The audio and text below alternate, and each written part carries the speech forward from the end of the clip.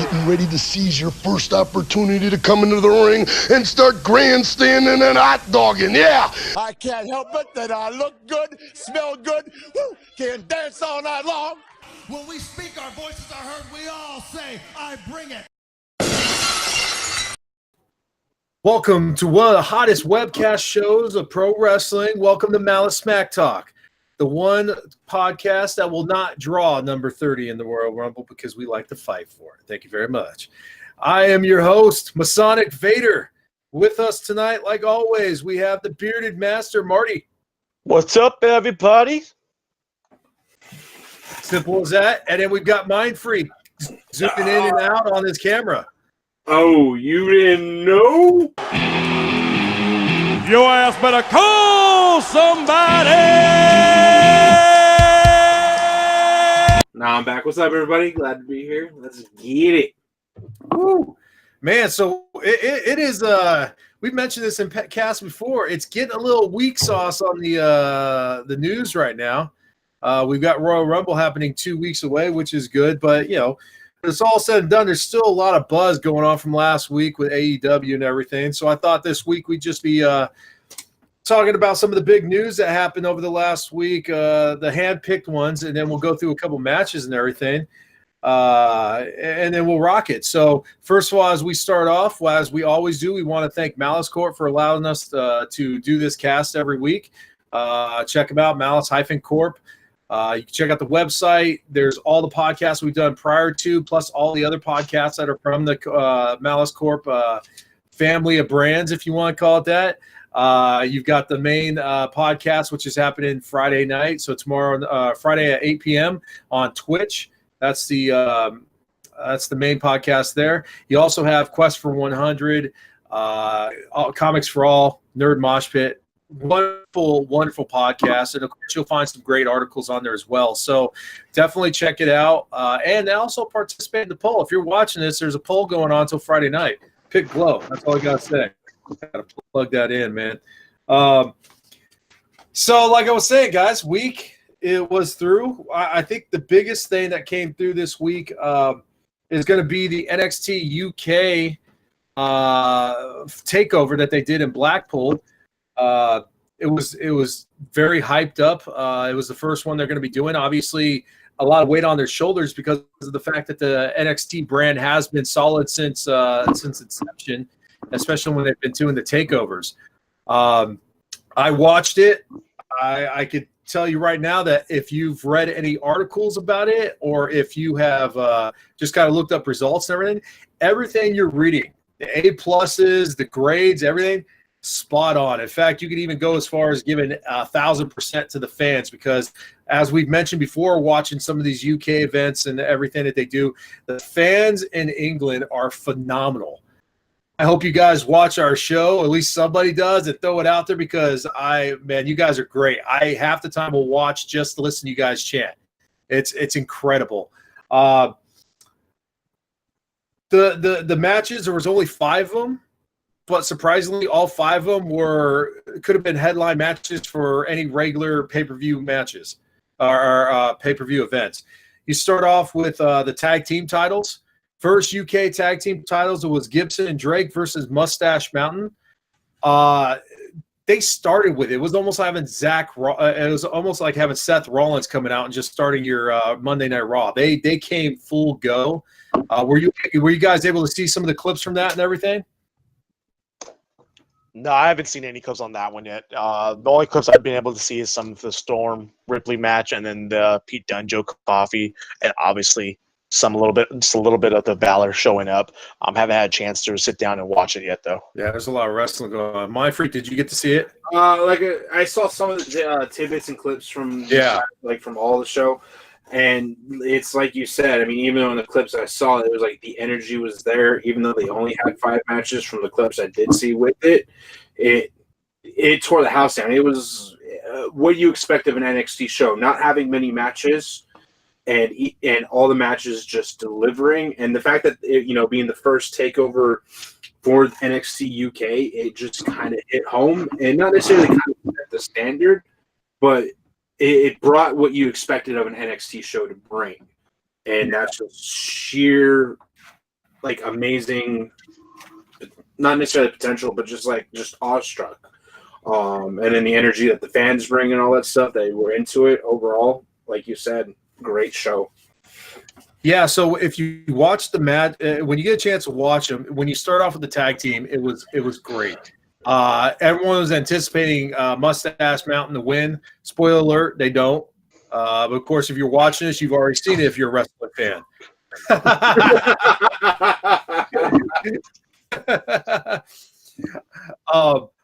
But I will tell you right now that I've been introduced to Moustache Mountain since they brought UK into it. Man, Severin, that guy's getting up there in age, but man, he's like a fine wine. He's just getting better. He might not have the body of a freaking 20-year-old, but that guy's busting his ass in that. He was awesome. Got busted open, and he still went through it. I mean, that guy takes Ric Flair freaking damage. You know, back in the day when Ric Flair would get tossed off the top rope and everything else just get beat to snot, he is UK's version of Ric Flair when it comes to taking damage. And it was a great match. They Tyler Bate and Severin did a great job. They thought Bate was going to get the first tag team titles because he won the first championship. But you know what? When it came down to it, Gibson and Drake came through. Followed up with Finn and Jordan. It wasn't supposed to be Finn, but Jordan did a little shadiness and knocked out his opponent for it. And out of nowhere, because they had an idea what happened, Finn Balor showed up. And, man, the minute Finn Balor's music hit, that place went crazy. I think it fits about 16,000 people, if that. And that's probably overshooting it, but it sounded like it was double in sound. Finn Balor, obviously, from there, and I think this was his first opportunity going back to the UK since he's been with WWE. He ends up pulling the win. Mastiff and Demis, that was a good match. Probably out of all of them, probably the weakest of them, but still, kudos to Demis, man. That dude's got some strength. He's a big, tall, lanky guy, and he's picking Mastiff, which is at least 350. He's picking up. There's even a couple times when you go back and watch it, his legs are shaking like jello, like how much weight he's lifted. So, which finishes off the last two, the title matches. And you know what? I'm just going to scoot this up slightly. That's right. That's right. Toni Storm comes in, takes her championship, the championship she should have had to begin with. Rhea Ripley, though, I'm giving her props, man. Every time I watch her wrestle, she get better and better, man. And she's the size of her and the move set she has and the quickness. I see big things with her happening. You guys saw some of the clips from those matches. What did you guys think from what you saw in the clips? I thought it was, from what the parts I saw, was a great match. Good back and forth. I'm just excited that Toni Storm got the title. She's been giving her dues. Rhea Ripley's been a fantastic, champion and superstar for the WWE, and basically bridging that roster in the UK division out there. But Toni Storm, ever since they signed her, that she was going to go straight to the top, and she's there. To be honest, I don't want her to have this title for too long.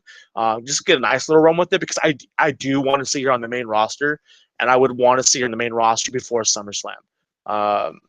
Whether that's going to happen, I don't know, but I think she's a talent that gives her 6 months on the UK division, NXT division, and then just makes that jump. And I think when it comes to the second half of the year, we're going to see NXT women's basically deplete itself and bring some women to the main roster, especially right before SummerSlam or before SmackDown goes to Fox. Yeah. And to kind of go with that, how cool would it be if she went to SmackDown and her first feud was with the man? Dude, Toni Storm is the future. Now, I would like to see her 6 months or less. I have a feeling it's going to be closer to end of year kind of thing. And the only reason why I'm saying that is because when you take her and Rhea Ripley off the show, their division's a little like they're building it up. Like there's some. If you're a UK fan, you know a lot of the wrestlers. If you're outside the UK, you're not going to know them as much.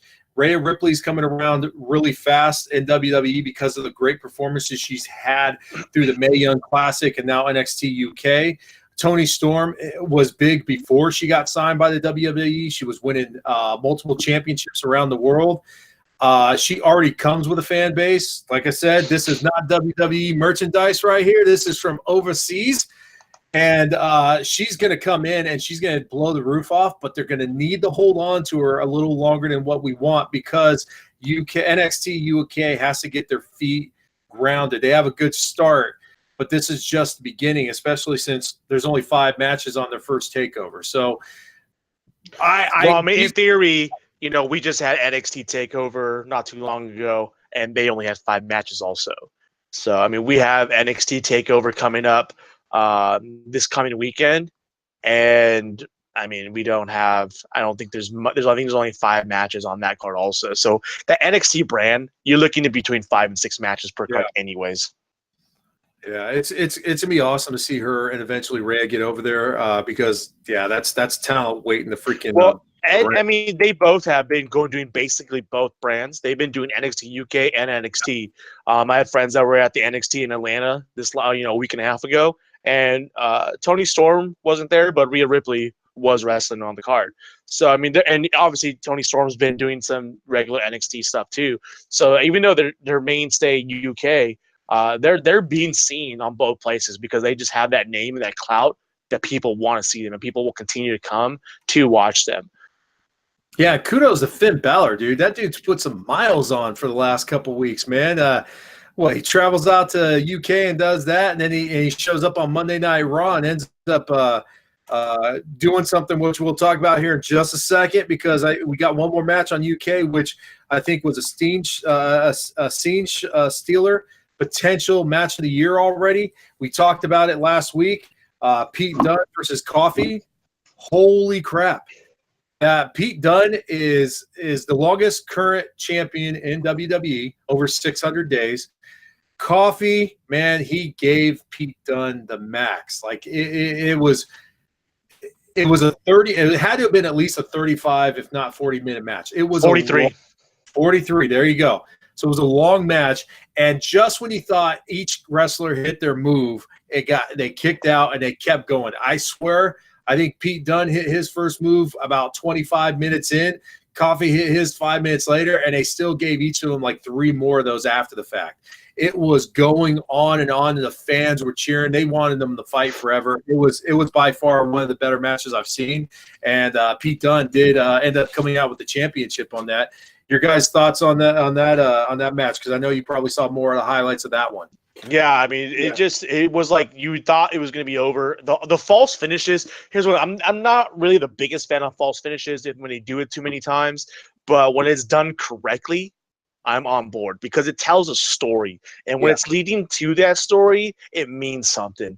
I've been talking about Coffey, I want to say damn near almost the entire year because the guy just has a presence on him that says that this shows he should be there and be at that high level. To be honest, I was not expecting Pete Dunne to win this match. I thought I know we talked about that. I wasn't expecting him to win it, but he easily could put him over to keep him because nobody would be expecting it, and they did that route. But he's over 600 plus days with the championship. That's fantastic. We don't see that very often. I don't think it's because they don't have the talent.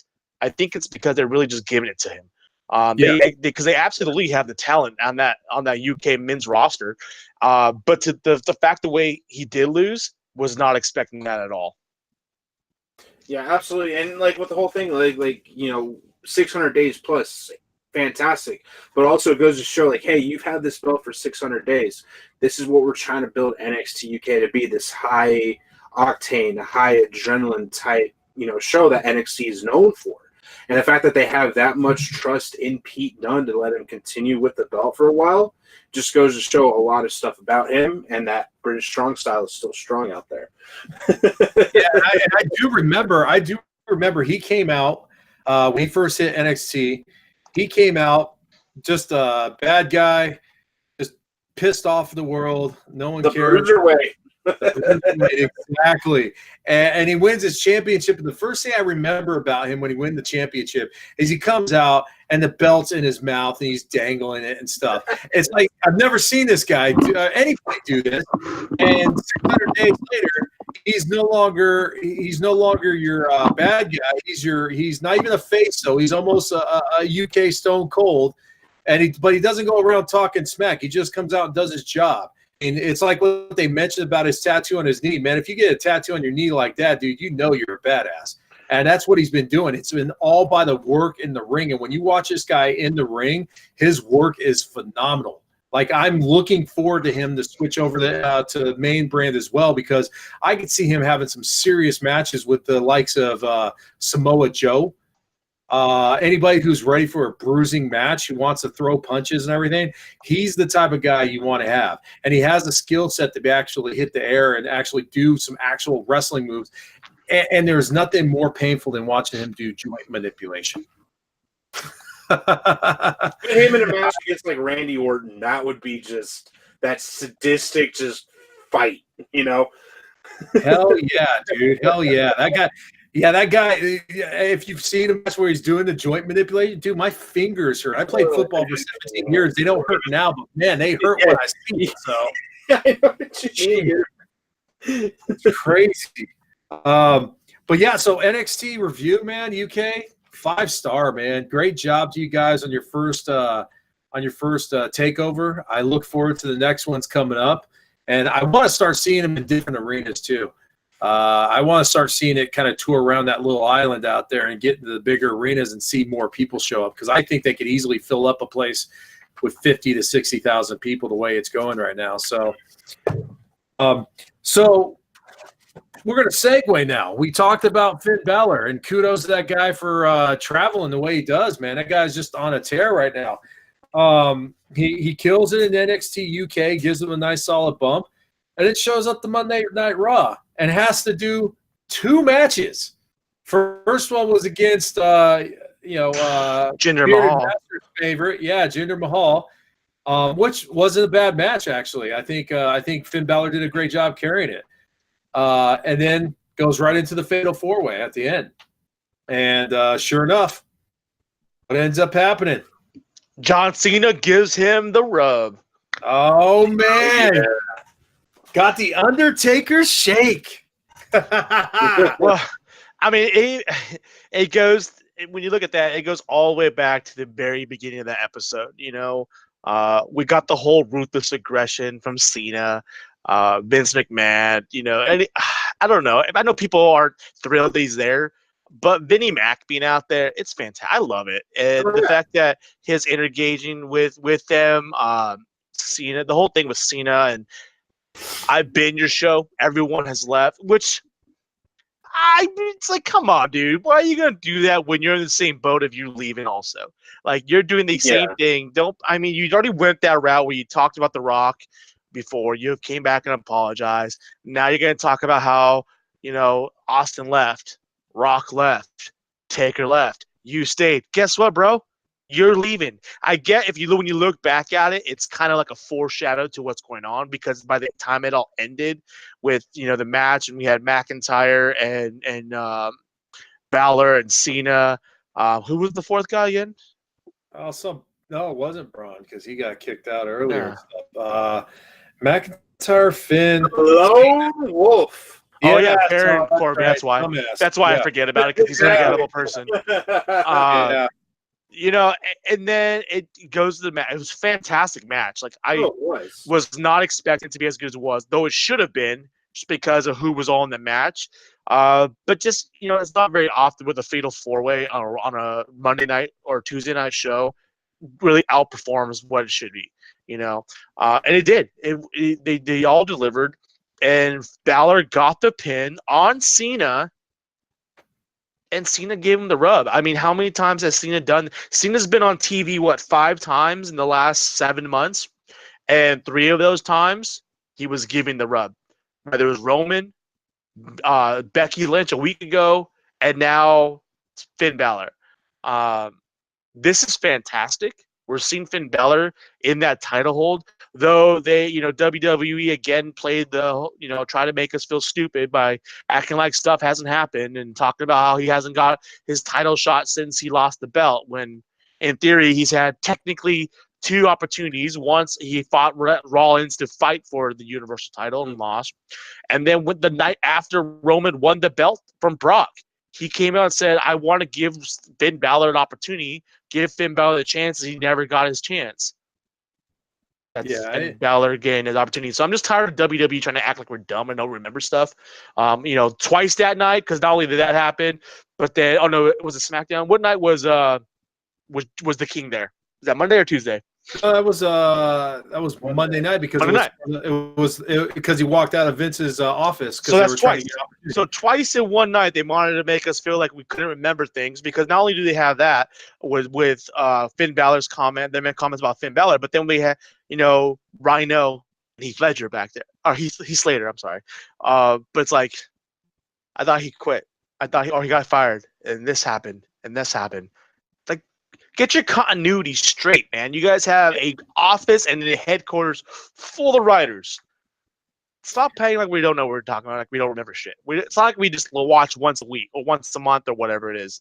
But no, Balor going to Royal Rumble, fighting Brock Lesnar for the championship. I love it. I love it more than Braun Strowman being that title match, because I actually want Balor to win it. And the fact that if he wins it, I will be there to watch him win it. And let me kind of throw into this on this now. I agree with you everything with the comments you said about WWE right now. I like the fact that Vince is in there because it's trying to we're trying to spark some life back in the Raw and everything. I get that. But where I want to kind of rewind really quick is about Braun Strowman on this really quick. Yeah. The thing that frustrates me the most is when they keep reusing the same stuff on the same person. How many times now has Braun Strowman been headlined to do the title match against Brock Lesnar, and then all of a sudden a week or two before he loses that opportunity? Well, I don't get it. Well, if you don't know why, it's I know why, but he's obviously not clear to fight it yet. That's not the WWE's fault. That's them. I mean, that's when it's where it's their fault is the fact that they're putting their faith in this guy, and he can't stay healthy when it comes down to the moment where it needs to be performed. I think that he will eventually. I think he will be cleared by a Royal Rumble, which I could also see them inputting him into this match next week if it's cleared. I think with them doing this route and changing things up and putting Balor in is they're trying to make a storyline happen so it looks like it continues and works, compared to the last time where they just threw somebody in and it made no sense. They just did that 3 months ago or 2 months ago, and it made no sense when it happened. So now they're pre-acting rather than having to react last second. And I think that's what it comes down to for this one. That's why they had the match to earn that spot. Yeah. I don't know. I just don't like their presenting of it, though. They've done this several times with him now. It's just one thing after another. I like the fact that Finn Balor's in there, and it's just because of the simple fact that I think Finn Balor needs to have that championship. I think they need to get Brock out of there. What are your thoughts then? Do you think that they should just keep coming out and saying that Braun Strowman hasn't been cleared yet? I mean, what storyline does that have? That does nothing for anybody. Yeah, I see what you're saying, but at the same time, if he's not cleared, then why bring him in this stuff? Why even bring him in to begin with? They should have did something a while back to be able to just put someone else in that situation, because it's I mean, me personally, I see where they're going with it, because I know they want to set it up where there's a potential WrestleMania showdown between Brock and Braun, because everyone wants it to happen, but not everyone, because no one wants to see Brock Lesnar as champion anymore. We're not going to see that. We're going to see Seth Rollins versus Finn Balor for the Universal title. Mindfreak, you're back there. Mindfreak, throw your stuff in there, man. I see you hyped, ready to go. Let's do it. And if you're not ready to go, well, we got 2 words for you. Well, that's a simple gesture. There you go. Halfway there. I'm kind of in the same boat with you guys. I'm happy that it's Finn Balor. The nod from Cena, the fact that it was like, all right, it was Cena that he pinned, that whole ruthless aggression thing, and it just brought up just all this nostalgia and all that stuff. And it's like, all right, it's awesome. But yeah, with the whole Brock thing, I'm just like, he's still injured. like I get, you have faith in him, big guy. Hopefully he'd be healthy and cleared by the time. But when you Braun, excuse me, Braun. But when you have it, like Brock's not hurt. He's just a bitch. Exactly. Oh, you didn't know? Your ass better call somebody.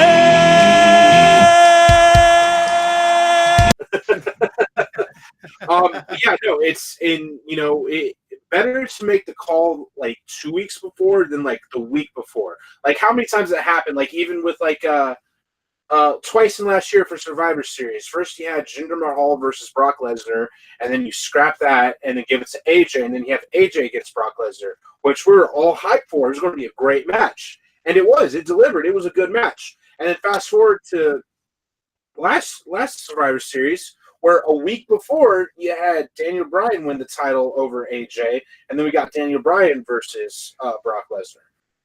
So like 1 week kind of time frame is just like, why do this now? You could have done it like a week before, a couple weeks before.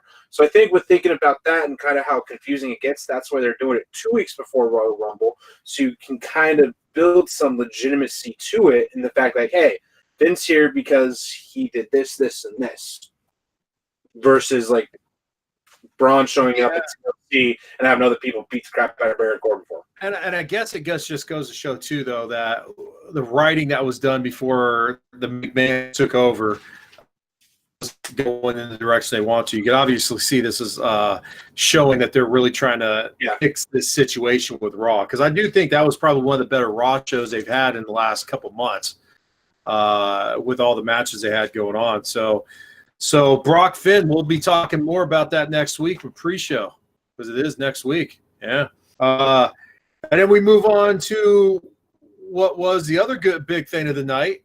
We had the IC title up. Yeah, the IC title. You had the champ, Dean Ambrose versus Seth Rollins versus, what was it again, Bearded Master? What were you saying? Right before pre-show? Lashley.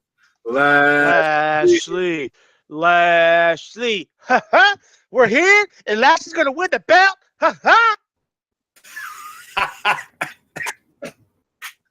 Oh, man. All right. There you go. The wonderful standing ovation. Standing ovation. Yes. Wonderful. So yeah, Bobby Lashley gets a belt, and it's not the heavyweight that we thought he'd get first. It's the IC, which if you are a WWE fan, you know that the IC is usually the setup belt for a potential heavyweight run. That's what they've had in the past. That's what they've done with it before. So you also have to realize too that aside from the women's champion, the IC belt is the only big championship belt that shows up to Monday Night Raw. That is true. Bobby Lashley is right now the man on Raw. Just on Raw. Just on Raw. Hold on. The Almighty. He could be the man on Raw, but when it comes down to it, as long there's as only one man That's in right. WWE. That's right. It was a good match, and I'm excited to see what they do with Bobby Lashley. I like the lack of talking Bobby Lashley right now. I don't. I don't like the. Well, I go for it. So here's the thing: what has been the title of Monday Night Raw? The IC title. Okay, so what is in their eyes the flagship show of WWE? Raw. SmackDown. Oh, I'm sorry, Raw. Okay, so we did tell me that the flagship show and basically the main title on the show, because we know the Universal title isn't there, and now we have the IC title, which is supposed to be, which is over the last 3 years has become the #1 title in the organization. They hold that belt up higher than they hold the Universal title, and that's just the way it's been. They put the IC title up ahead of the WWE title nonstop.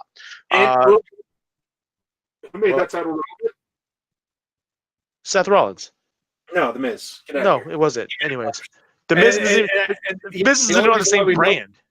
The only reason why we know what the Universal title looks like too, because it hasn't been around, is because we see the WWE Championship and it's just red instead of blue. Pretty much. So continue, sir. So we have this title that doesn't show up.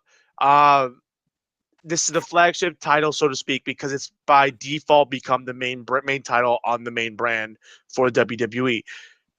It was held, it's been held with some legitimacy. Everyone has held it. But over the last 6 months, that belt has changed hands more times than the SmackDown Tag Team belt, the Women's Championship belts. That belt has changed hands more in the last 6 months than the U.S. title has. The U.S. title hasn't even been on half the shows. So you're telling me that it's ridiculous the fact they keep changing hands so many times. That belt has changed hands 3 times over the last 65, 70 days. Why do you think that happens, though? Because the U.S. The Universal title isn't being defended at all. So exactly. One belt's not being changed hands. Might as well have the other one switch hands. But when it also goes further, we have one behemoth who doesn't talk with the belt. Now we have another behemoth who doesn't talk with the belt.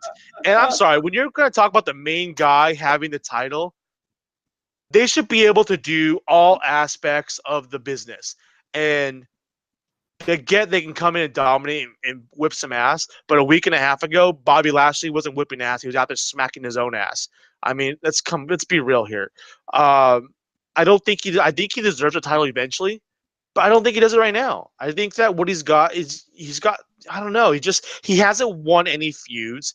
They're throwing him in there, give him the belt. Whether that's to release it off of Dean and Seth and get them story going, maybe it's to get it off and let something happen with Dean and Bobby, so it releases Seth, so Seth can go down the U.S. title or Universal title. And if that's the case, then fine.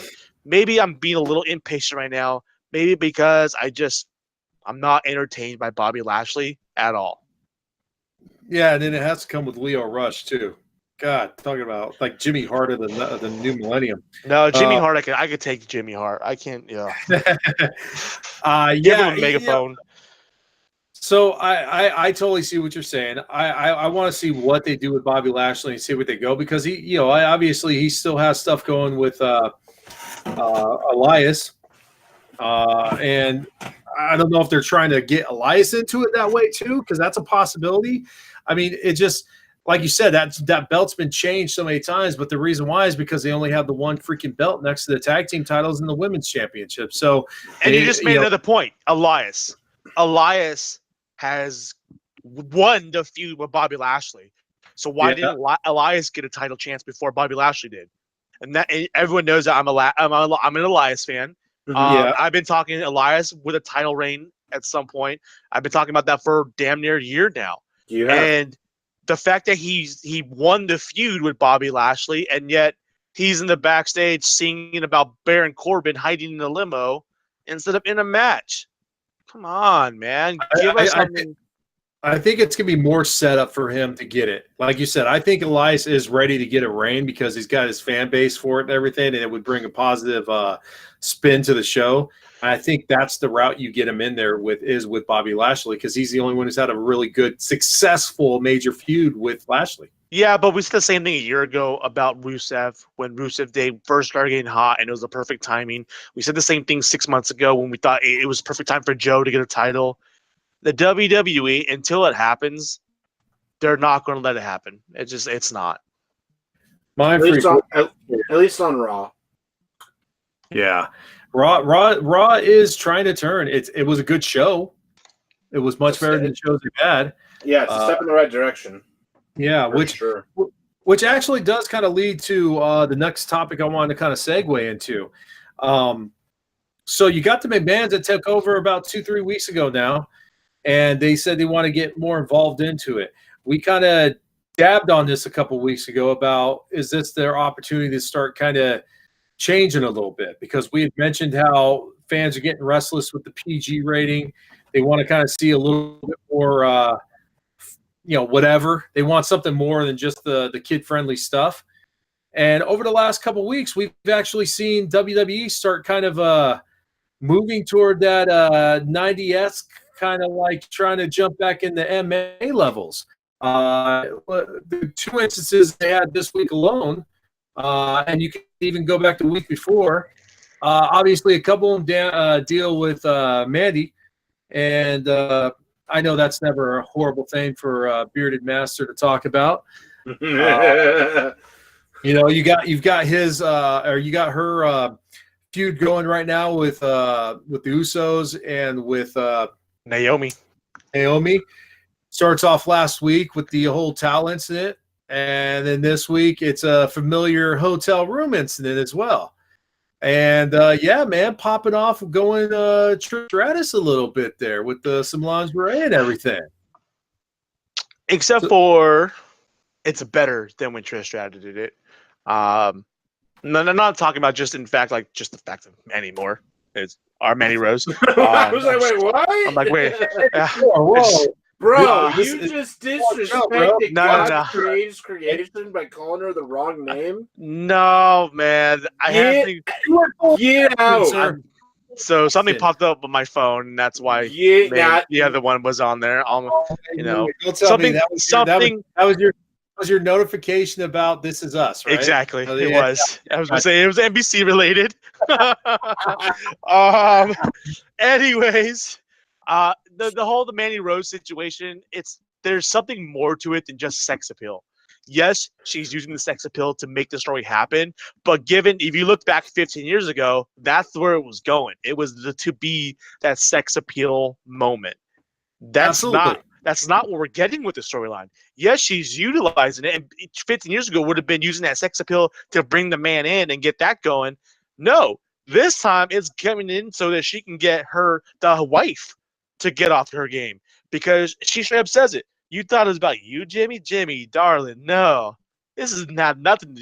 I want nothing to do with you. This is all about your wife, and I want to get in her head. And and the fact that they keep going along that lines, and that they've built it up where, this is where we're going to get there, but it's actually there's more to it than that, and I like it. A year ago we had the whole thing with Enzo and Lana and Rusev.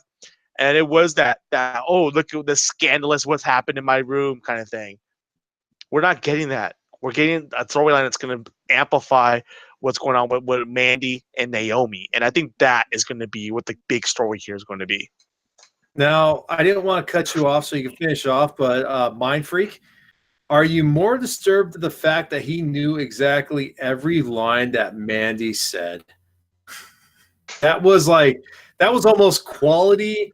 Like, that could have been a skit right there, buddy. I'm kind of scared. How many times did you watch that? I don't do it often. All right, guarantee this. Marty's watching this whole thing play out, and mind you, he probably watched it a good 10 times, paused it on a couple times, real quick. Yesterday, I might have finally got my box replaced because they sent me the wrong box for my cable. Because the one they sent me didn't have DVR set up, which is supposed to have DVR, and I needed it because this coming Friday, plug here, While Women Are Wrestling makes its premiere for season 2 on Access Network. So I wanted to make sure that I had my DVR set up so I can have, because I work on Friday, so I wanted to make sure it was set and ready to go.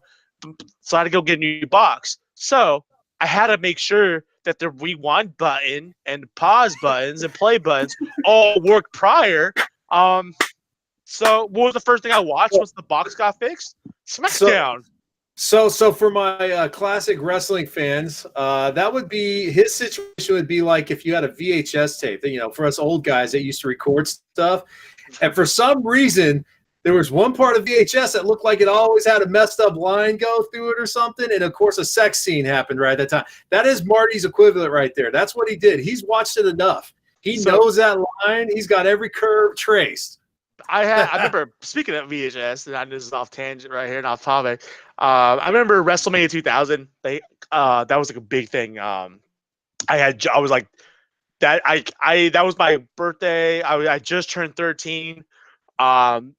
They were doing a whole day. So they were playing from WrestleMania 1 all the way to WrestleMania 2000. And I literally have tapes of that film. And that WrestleMania 2000, that was a good one. That we had Trish Stratus, TNA.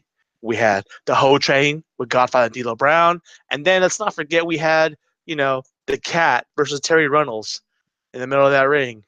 It's a good VHS. Luckily, now we have the network that has all that digitalized for us. Knuckly? I said luckily. man. You gotta get away from the wall when you're watching those videos. Yeah, no, and I'll actually take you one up on that, Marty. With how you recorded all that, I actually have a box, a Foot Locker with a bunch of old VHS tapes like the old Chicago. They had VHS tapes for Mae Young and Fabulous Moolah?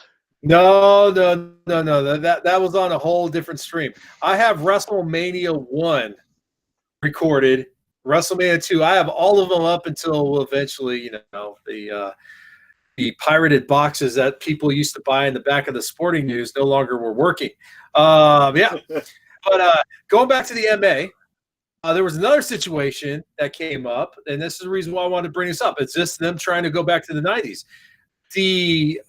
Right now, we're all bummed that Alexa Bliss right now is being subjected to a moment of bliss. We'd much rather see her in the ring. We know she's got some injuries. I would too, but I quite enjoy Moment of Bliss. I don't know what the hell you're talking about. I love Moment of Bliss. Yeah.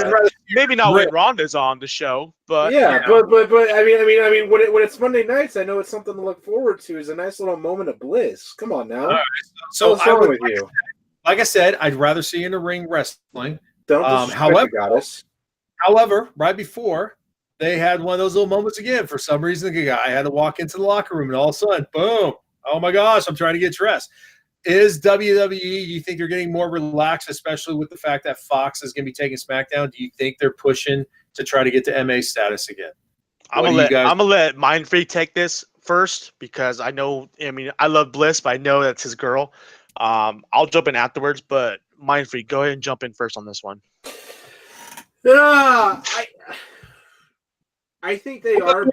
Yeah, what Marty said. All right, move on. I mean, I literally toss it up for you to nail it out the park, and you still. Yeah.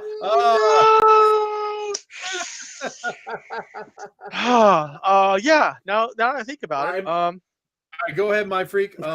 Go ahead, buddy. Nah, I'm good. That's fine. That's all right. Next time, I'll give you a week's notice of when you're going to be able to have a moment to talk, so you can start building up your comments now. Yeah, I totally agree with what Marty just said. I'm all on board for it. Next one. All right. Based on everything that's been going on with it, I mean, we've kind of been seeing it for the last couple months with them pushing those storylines. Like. I think we mentioned last week, like Samoa Joe, AJ Styles, Samoa Joe, Jeff Hardy, Naomi and Mandy, even Alexa Bliss going in the locker room and stuff like that. So they're borderline pushing that status just to see what they kind of can get away with.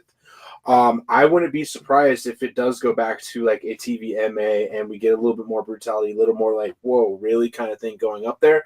But at the same time, there are, with the way the generation is, we're seeing it bringing up the ruthless aggression, the 90s, the Attitude Era. Calm down, Dwayne. Don't start talking about the generation. I got 2 words for you, Marty. Anyway, I wouldn't be surprised if they did or kind of had like one show as like the MA and one like PG-13, just depending on who's, like TV-13, like who's on it, what they have with it. I see them doing one or the other, maybe both. But I mean, if they keep pushing pushing the line and doing what they're doing, absolutely, I could see it. Stage is yours, Beard. So I don't think it's them going MA. I think it's them going to the route of saying, hey, you know what? We're not ruthless aggression. We're not the Attitude Era. We're not the reality era. We're WWE. We're gonna do whatever we want. We're gonna give you a little bit of this, a little bit of that. I think they teased that to make it. I think that their main focus was more along the lines of, we are going to change things out. We're not going to give the same PG-13 content you're used to. It's going to be a little bit different. This is us saying, hey, we are changing. We don't know what we're going to go yet, but we're going to give you a little bit of something different. And we're going to blur those lines a little bit because we know that's what our fan base wants. Now, as far as that goes, the whole bit and scene of the Alexa Bliss, not that I'm disappointed in it, it made no sense. There was no relevancy to it. Yeah. The whole story, when we look at SmackDown and we have Mandy Rose doing her thing last week, this week, whatever it may be, that made it's sense. towards a storyline. It made sense. the whole Alexa Bliss thing, it was out of place. It wasn't leading to a storyline. There was no reason for it. It was like, That's hey, the reason why we're I going want to bring it up. force it in there. Okay, Yeah. now it's like, now you're forcing it for a reason, and that's not cool. Now, if it happens because it's part of the storyline, hey, I'm on board with it, you know? If we see all of a sudden Braun Strowman is in the back and he's getting a fight with Baron Corbin and he throws Baron Corbin through the door and all of a sudden there's Alexa Bliss, okay, there's some kind of relevancy there. Yep. But we didn't get that. We get a knock, nobody answers. Okay, I'm gonna walk in anyways. That's why I wanted to bring it up, because that's when I finished watching it. I was like, what the hell did this have to do with anything of any relevance whatsoever? It was like they were reaching for it. And that's what I didn't like about it. Like, I agree with you when it's like, hey, wow, okay, cool. But at the same time, we got Mandy chilling in a chair in a hotel room with a rope. Got it. Oh, we got Alexa Bliss just getting ready, and then the stage boy PA walked back there. Okay. Yeah, that's kind of creepy. But hey, you do. Yeah, it was. But I hope they don't make this something, or at least they don't do it like in the situation with Alexa Bliss a lot. And the reason why I say that is because if we were having this podcast 5 or 6 years ago, first of all, we'd probably be the first ones doing the podcast. Second of all, though, and we probably have professional sound and audio equipment. Yeah, that's true. At least 5 years later, we would. We talk about we'd be using like the Home Alone sound. But here's the other thing. The other thing that kills me about this is that ever since we started this cast and well before it, we've been shooting high praises about the women's division as a whole. Not for the women and how they look, because trust me, there's phenomenal looking women in the women's division.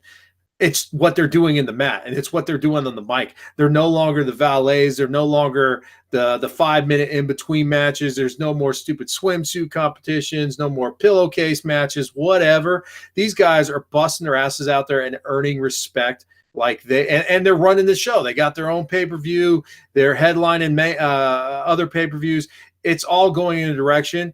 And to me, Alexa Bliss's little segment just seemed like it was a glimpse of, hey, let's go back to valet for a minute. And it just had no place in the show whatsoever. So that's why I wanted to bring it up and say, do you think they're trying to strive and reach for the 90s because that was the pinnacle of wrestling at the time with Stone Cold, The Rock, DX, everything going on the Monday Night Wars? Do you think they're trying to obtain that with certain situations happening now outside of WWE with new leagues and everything? Do you think they're trying to obtain that again? I think they're trying to grab a demographic. I think they definitely think they're doing whatever they can to reach everybody who might have something, But look at that show. We have people who want to watch wrestling. We have people who obviously want to they're going to use Cena to bring in that demographic. We're going to have the sex appeal by doing whatever it was with Alexa Bliss. So people are going to tune in for that. We're going to have a badass Ronda Rousey on here. So we're going to tune in for that. I mean, they're literally trying to grab every single straw they can because they don't want to lose anything to anybody else. That is apparent. And we're going to get to that in a moment. But what made this even more awkward was the fact that we got another announcement during that moment of bliss that this scene with her devalues what the women are doing with the roster. And that goes to the announcement that we finally have. Well, we got the announcement we're getting them, but we actually have a tangible belt for the women's tag team division. And before we go any further, holy hell, those belts look badass. Oh, dude, they are. Yeah. Those are by far dude. the best looking belts in the WWE Hell on any brand. Yeah. Absolutely. But now I don't know if it was me the only one that caught this, but to me there's only one set. There is only one. That's why it's the women's division tag team, not Raw or SmackDown women's. They don't have enough women. It's going to be a belt that just goes from brand to brand. Yeah. Yeah. I mean, they're going to have enough women soon enough. And the reason why I say that is because they're going to get flooded with people. People are coming up left and right. But they're not going to have enough women to have – they don't have enough show time and enough women to have two separate tag team divisions. Gotcha. I mean, if you have 5 tag teams 6 per brand – no, hold on. Okay. If you have 5 tag teams per brand, then you only have so many people who are strictly going for that women's title. Gotcha. And you know, at that point, you kind of narrow down what you can do. That'd be like saying, hey, we have SmackDown, we have Raw. Well, we're gonna take, with the exception of 3 guys. So it's like SmackDown, with the exception of Samoa Joe, Daniel Bryan, AJ Styles. Every other guy in the roster is gonna be a tag team. You know what I mean? That's because that's what it narrows down to. Now, what they're going to do, Elimination Chamber, like you're about to mention. Yep. That the way they're going to name the tag team. Yep. That is badass. Oh, it is. Now we've had the did we have a men's tag team Elimination Chamber already? I don't think so. I feel like we did a couple years ago. No? Okay. I can't remember. So, last year we had the first women's Elimination Chamber. Yep. And now we're going to get the first tag team Elimination Chamber. With and the it's going to be 3-on-3. That's pretty awesome. No. 3 from each brand. Yeah. Yeah, 3 for each brand. It's all together. Yeah. So that's which makes you wonder is like, okay, how is the Elimination Chamber going to work when you have essentially 12 people in there with tag teams? Yeah, one per whoever is, and the way that the Elimination Chamber works is, and that's why I feel like we've had an Elimination Chamber tag team before. Because I'm pretty sure it's once you lose, the whole team's out. Gotcha. And then essentially what will happen is you have 3 from each brand, so you're going to have a starter from each brand. You know, you have 2. You have exactly. You have one, and then you have in the other corner. 2. Yeah. Yeah. Yeah, they've had other tag team things similar without the Elimination Chamber, and yeah, I'm sure they'll run the rule where it's once one of you are eliminated, the whole team's out. Well, then what it comes down to is then do you kind of get maybe like a Survivor Series-esque type of presence to it? Like, hey, we're all gunning for the women's tag team champion.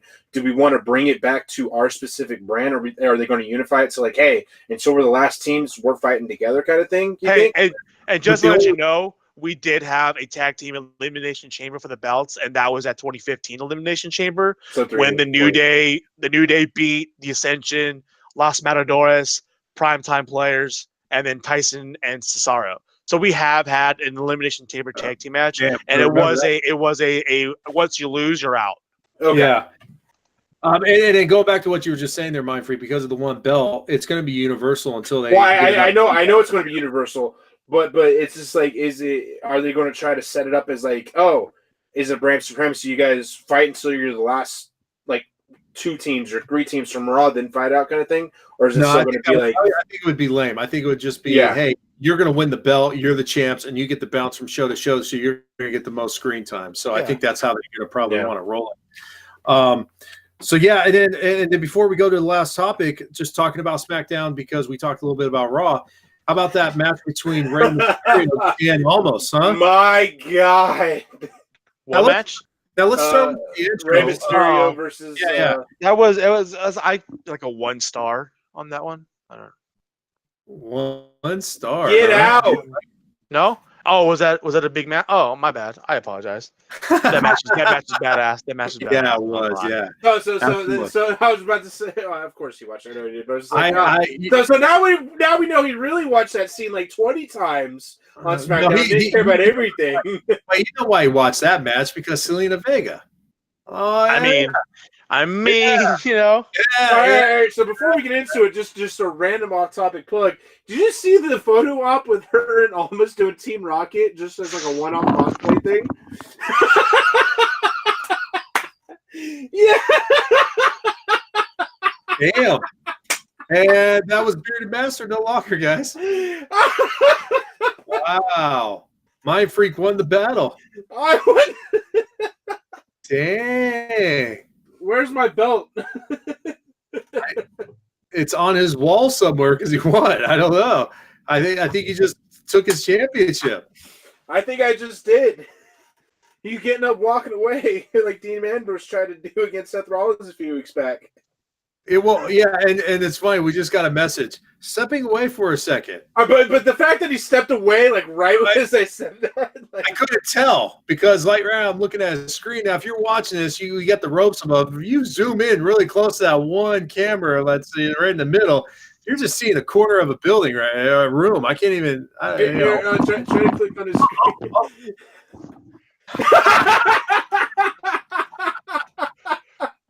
He's got to speak so people can see what we're laughing about. Yeah, I know, right? I got my official Rey Mysterio mask that came from my Pro Wrestling Tees crate this a couple months ago. Boy, that thing's No, good. I just think that it was perfectly timed as I said something about the cosplaying as Team Rocket. You just got up and walked away. Well, I was waiting for this match to be talked about, so I had it on ready to go. But the timing could have been perfect. It's funny. Anyway, so when you look at the mask, go ahead and talk again for a second, Marty. Yeah. So this match is pretty tight. I'm not gonna lie. Yeah, dude, you could see the fibers at the top of it just stretching and holding on to your life. We got this. You know, that's awesome. It's the beard. It just can't. It is. It doesn't. Yeah. I actually think I might be subscribing to that wrestling box set now since my World's Finest is done for the year. Dude, the WWE Crate Slam Crate from Loot Crate is fantastic. Yes, it is. However, the PW Crate Pro Wrestling Tees is even better. So here's the thing. If you have, I know we're way off topic here. They give you a couple souvenirs. They give you a signed picture every month. They give you 2 T-shirts every month. I mean, the stuff is fantastic. I mean, like the Slam Crate, they have figures. They have like a micro bruiser freight, and they give a DVD in every one. You know. It's fantastic. The reason why you want to go with PW Crate, the Pro Wrestling Crate, is because simply put, man, growing up, and Pro Wrestling was the magazine if you were in the wrestling. And I remember at one point my entire wall was just littered and covered with pictures. I was able to pull out Pro Wrestling Magazine of all my favorite wrestlers and everything on there. Of course, I'd get the PW box over WWE's because WWE's is just going to be the stuff I could buy at the shop versus what you've shown on our Instagram account and everything. There's some high quality stuff in there, man, and it doesn't just go WWE. It's every brand, which I like the most. Yeah, so like they cover everybody. I mean, last month they had like Fly Flyers, so like Young Bucks had T-shirts in there. They had Mysterio mask in there. A month before that, they had a Stone Cold Broken Skull Ranch drinking T-shirt on there. It's awesome, dude. Like some of the shirts they given are some quality ass shirts. It's awesome. I love it. Yeah, no. So and you get it every month. Can we hashtag that? Hopefully, our editor and our producers hearing that. Maybe we can get some love on that. I don't know, man. That was a good shameless hashtag plug. PW Crate. Yeah. Hashtag Slam Craig. We love it. All right. So let's go on to our last topic. Big news last week was the formation of AEW. I got it right. Thank you. And Cody Rhodes, the Young Bucks, Brady Rhodes starting this up. Well, since then, we already had mentioned that. In fact, I think it was something we mentioned right at the end of the cast. Let's see who puts their names in the hat as well. Now, we're not going to talk about the people that have already gone on already, Jericho and whatnot, but within the last week, we've already had some WWE stars, it sounds like, requesting to get early contract removal from not even the last week. This is straight from today. Both of these are from today. Yeah, so the first one, and this one makes sense to me, Goldust. First of all, he hasn't been on show a lot. Well, he's injured. Yeah, he's injured, but second of all, it's blood, it's family. It makes sense. It's not that and I guarantee that if Vince gives the okay, it's not like at any time if he wanted to come back or, God, the way they've been doing it in the last year and a half, anyways, that AEW wouldn't let him just go do Royal Rumble really quick and do your Gold. You know, I haven't seen anything regarding Goldust. I mean, I know that there's a radio show I listened to that talked to him, that interviewed him about a month ago, and his regards, and he had full set thoughts coming back and making his return with the WWE. So I don't know, but the WWE, as far as Goldust goes, has been really strict. His brother, All In was outside of WrestleMania the biggest event in wrestling in the last decade, and it happened this year. He couldn't. I mean, the other wrestlers couldn't go either, but he couldn't even go support his brother, who was running this event. Not even be on TV, but he couldn't even be at the arena. Like they said, no, you're not going to be there. Same thing, Zack Ryder. Zack Ryder couldn't be there. His girlfriend was fighting in the one lone women's champion or one lone women's match on the whole card, and she couldn't be there. So, whether or not it does make sense, obviously it's his brother. It's another big name that people know. Maybe that's not the same caliber as like Chris Jericho, but Goldust has been in the industry for decades. Yeah. And you have him there. Obviously, he probably wouldn't be there under the Goldust name, but he could be there underneath the Dustin Rhodes name. And seeing him and Cody be together, doing something of high caliber away from the whole Stardust Goldust crap that we got a couple years ago, I think that'd be awesome. Yeah, whether I just haven't seen anything that does any validity to that. Once it does, it'd be good to see. Yeah. But so yeah, and then the actual names that were thrown out there today, we have Maria Kunis and her husband. What's his name again? Mike Kanellis. Thank you. Yeah. Because he did take her name. Yeah. I saw that. First of all, when she came back, I think it was just over a year ago, when she came back with her husband, I was like, holy crap, she came out of nowhere. I knew nothing about her signing and everything. I know that when she left WWE, it wasn't on greatest terms. And it was news to me that they brought her back, and they've struggled to find an angle for them. The whole greatest love couple. But then she got pregnant right after they got back. So that's why she left. So that's about a year gone. They just came back in the middle of 2017, and then you take a year of that, and Kanellis. I mean, I think he just started making some house show appearances not too long ago. Wasn't he? Part of 205 Live for? Yeah, they put him on 205 Live about a couple months ago. Absolutely. But it to me, once again, this is one of those moves that makes sense, because regardless of her getting pregnant or anything, come on, do you really think that angle was going anywhere? No.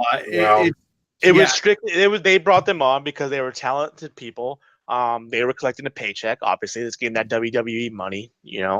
But yeah, I mean, they're friends with the Rhodes. It makes sense that they're going to leave there, and if they go, I'm not saying they're going, but I mean, it makes sense for him to try to leave so he can be released, so he can go to AEW if that's the case. Absolutely. Yeah, and Maria really made more of a name outside of WWE for herself than she did in WWE, because unfortunately she was in the Divas era, and she was, I mean, if I'm not mistaken, if I remember, she won the Tough Enough competition. Or no, she came in third, but they signed her nonetheless. And it was during the Divas time, so it was mainly just for visual stimulation, if you want to call it that, versus actual in-ring talent at first. Now, over the years, she's done a phenomenal job of building in-ring talent. Like I said, she made a name for herself in TNA and outside the circuit, big enough to where WWE brought her back in and made a big plug of it right off the bat. But she's never really gained traction her first time and now her second time. And to me, it sounds like it would be a win for her to go off to the other side or go back independent or go to the AEW for her to build her name. Do you agree, Mindfreak? Of course it is. I mean, I know a little bit about him, but not necessarily too much. But from what I know, based on what you guys are saying and the little things that I've heard or read, I really don't have that big of a comment to say anything. So, sure. You're going to now be called the Bob Uecker of our major league, man. You just went full Saxton. I love you, buddy. No. Bob Uecker was the one that had the comments. It was his buddy Monty who'd only have the Dynamite. That's right, Monty. Monty, you are the full Monty, not full Saxton, full Monty. Pitch is made, hit, foul. Now this is going to be heartbreaking. So, Bearded, I really need you to kind of set yourself up for this, because I know this is going to hurt you, man. I know where you're going, and yes, I know this one's tough, dude. You know what, my freak? Yeah, go for it, man. Did you heard who it's going to be, right? Yeah. Marty's favorite tag team in the world, the Revival. Oh, Muffin. How does that just hashtag heartbroken? Now Now this also makes sense to me, and I know I'm saying the same thing for all these, but there's a reason why they're. I mean, you're into WWE, you're making WWE money, and you're requesting to break your contract early. That should tell you something. And with the revival, their biggest push was in NXT, and since they've left NXT and came to the main roster. Well, albeit they did, Dash did get an injury, so it kind of stuttered it a little bit. But to be perfectly frank, these guys have just not been able to stick in the tag team division at all. Well, why not? They're bland. There's nothing about them that hypes me to be a champ. That they're a championship quality material. So basically, if you're listening, what he's basically saying in nice terms is they suck. They just do. There's nothing to them that makes you want to tune in to watch the revival. Yeah, they are a miniature version, a lackluster version of what the club is. I was thinking a really garage band version of the Brain Busters. Yeah. Like that's all because that's the thing about them. They say it themselves. There's no flips, just hits, whatever you want to call it. They're punching and everything like that. But ultimately, you just can't get behind them because there's nothing to them. Their mic skills are okay. They're just normal guys. Their in-ring skills are just okay. They can punch people and throw their muffin top around. I think you know who they more recently, they are a stockier version, like as far as character goes, a newer character version of the Vaudevillains. Like they just meant to, they just come out. There's two guys who are just meant to be like brawlers, and there's nothing to them. I mean, is that not what the Vaudevillains were? They were meant to be like just brawlers, Vaudevillains. Wait! I got one for you. Festus and Cletus. Wow. Well, I mean, I kind of already compared them to him. I mean, I did say the club. I think Tony says it best in some of the videos. The revival. Or do you know what I'm talking about? Yeah, it's also, now let me throw this out there just as a side thing. Does this also show, or does this also kind of flag the WWE that they need to start fixing something? Because to me, this is something we've said all along. The WWE has a crap load of talent. They've got 1 3-hour show with 1 championship, a men's championship, and then they have the tag teams and the SmackDown, the tag team and the ladies. Then you go over and you have a 2-hour SmackDown show that, quite frankly, has a little bit better quality, but they have the same amount of talent.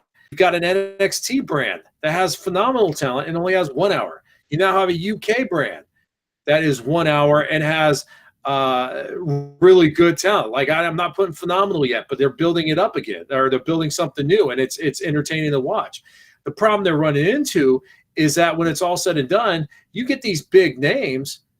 Where are they going to be able to shine? Because there's not enough time to put them in on anything.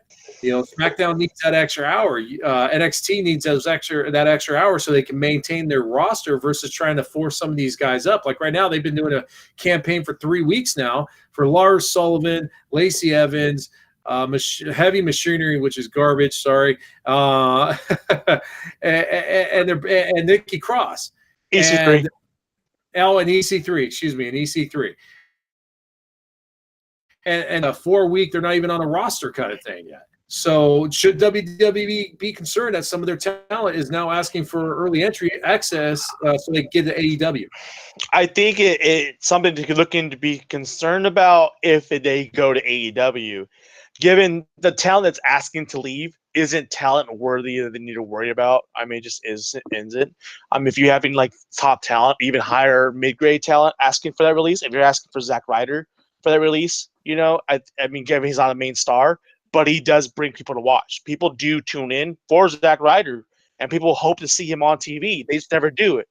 But when it comes down to, I think that when you look at those 4 people and those 2 sets, they could be leaving for creative reasons. They could be using for non-utilization.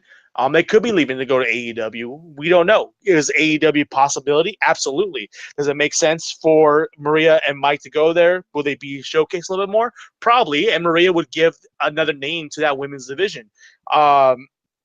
You go to the Revival, and they've been feuding Twitter online with the Young Bucks. For how long? For a few months now. Yeah. So that makes sense of them going there and trying to make that happen, because obviously the Bucks aren't coming to the WWE. Now, that's what I'm saying. If they're leaving because they want to go there, that's something for them to be concerned about. Because then you lose these guys, then you start to lose your other talent that you don't want to lose. Now, given that they're under contract, they can go the route with Neville, and they ask for the release, and they could just leave him off TV for the next however long months they have left on their contract. I think it was over a year for Neville. Yeah, well, no, it was 10 months. Close enough. Damn. So, you got that going, but then you have, so I guess it comes down to whether or not they go to the WWE. Or the AEW. If they go, that's something to be concerned about. If you start seeing more talent that's asking to leave, that's something to be concerned about. But if they're just leaving just because they're not being utilized, or because they just don't want to be there no more because it's not working for them, that's something different. I don't think that's something to be worried about, because people, look at Neville. Neville asked for his release, and it had nothing to do with AEW. Mindfreak, you gonna throw anything in on this, buddy? Nah, just. No, you got man. Yeah, no, it's like Marty said. They're not being utilized. If they go to AEW, then let them go. It's really I'll say it, in the last year, how often have we seen Mike or Maria on TV, other than 205? In the last year, or more, maybe so, once. So how often have we seen the Revival on TV before, like this last couple of weeks with their championship run? Too many times. I think this is the most that we've seen the Revival on TV, like within the last 4 years and like the last 4 months, than they have like since they've been brought up. And I know that they had the injury and all that stuff. But if they're not being utilized and they just want to leave, it's something that they shouldn't be concerned with, because you have other tag teams coming up, you have other superstar talent going here and there, and all that kind of thing. So, well, it's something we definitely want to keep our eyeballs out for the next couple months. I think that's where you're going to really see what AEW is going to put out there. I think that's where we're really going to see what kind of impact you're going to have over the next couple months, to see what kind of talent's out there, because there are a lot of talent outside of WWE names. Do I have to mention one guy in particular with a different KO? How about that? That's out there that could be going in that direction. So it'd be interesting to see what happens over the next couple months in there and stuff. So I think that's. Didn't KO just sign like a big contract though? Didn't he just sign like a big contract this year, like 5-year contract? Oh yeah, no. I'm saying there's another KO out there. I was not trying to mention any particular person, but he was like in Japan for a couple of years and had a pretty good rivalry going with some. Yeah, there you go. We don't have to worry about that, because the cleaner will be at WWE at Royal Rumble. Hey,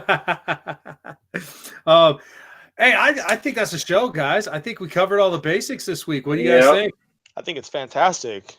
Absolutely. Other than what they see on the screen there, Mindfreak, can they follow? Can these guys follow you anywhere else? Yeah, follow me at Twitch at twitch.tv/BTB Mindfreak. Mainstreaming days right now for Mondays and Tuesdays, bringing you guys high content with Destiny gaming and all that kind of wonderful stuff. Also check me out on Instagram at just_Mindfreak. Nice. Bearded Master, sir. You can find me Instagram and Twitter at @beardedmaster, as well as a boot to the face, boot the number 2 the face. Always talking wrestling. Hit me up. Let's go. Let's have a thread and see what your thoughts are on anything wrestling, whether it's WWE, New Japan, Ring of Honor, AEW, the followings of where KO is going to be, the cleaner, or where he's going to end up. And see, once again, Mindfreak, even the Bearded Master, the genius of the group, messes up a softball pitch. I know. Even I got that one. You know what? Like KO, good day and good night. Follow me at Masonic Vader or Masonic Vader 71 on PlayStation Network. And like I always mention, please follow us. Like us, put comments down below. Tell us if we're doing good, bad, whatever. Tell us we're douchebags or tell us we're awesome. Either way, just let us. Already get up and walk away. But I will say that was kind of funny. Anyways, that was funny. I mean, I walk away because I bring content to the show. Just saying. Yeah. And really tight masks. Next thing you know, it'll be like a ball gag or something. Anyways, he he does have the muffin top revival shirt that works perfect for him. Oh man. Thank you, Malice Corp, for letting us do this show. We thank you every week. And we really do appreciate it. It's just us guys having fun and talking wrestling. Like I said, please let us know how we're doing. Follow us on Twitter, follow us on Instagram. Definitely like our videos on YouTube and Twitch, and share them around with friends. Let people know we're out there.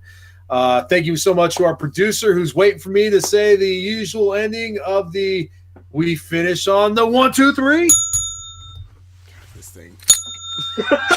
Wow. 2 weeks in a row. Talk about the false finish. This thing is sticking. There we go. That's what she said. Oh, we need it.